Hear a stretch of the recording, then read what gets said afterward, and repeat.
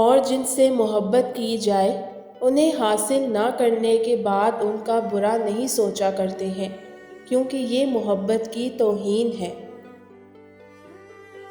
کتنی خوش نصیب ہے وہ عورت جس کے عشق میں مبتلا ہو کر اس کی آرزو میں ایک مرد رب کے سامنے اسے سجدے میں مانگے۔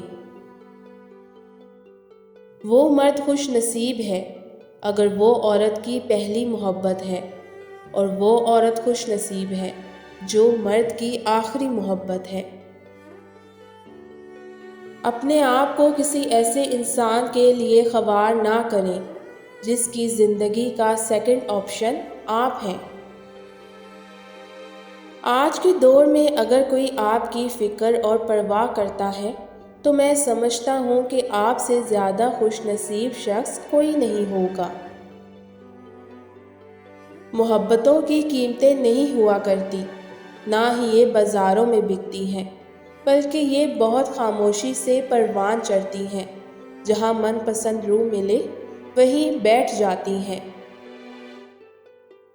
وہ غلطی سب سے بڑی غلطی ہے جس کے غلط ہونے کا احساس تک نہ ہو۔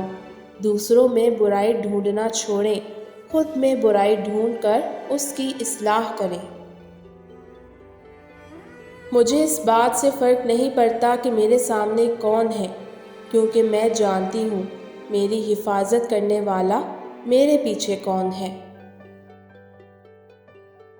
کسی تعلق کو بچانے کے لیے 100 دلیلیں دینے سے بہتر ہے کہ دل پہ پتھر رکھ کر سامنے والے کو خوشی خوشی رخصت کر دیا جائے۔ جو عورت 3 حرکتیں کر رہی ہو اس سے شادی کر لو۔ ایسی عورت کے مقدر میں بے بہا دولت ہوتی ہے۔ نمبر 1، نگاہیں نیچے رکھتی ہو۔ نمبر 2، کم بولتی ہو۔ نمبر 3، حسن و اخلاق رکھتی ہو۔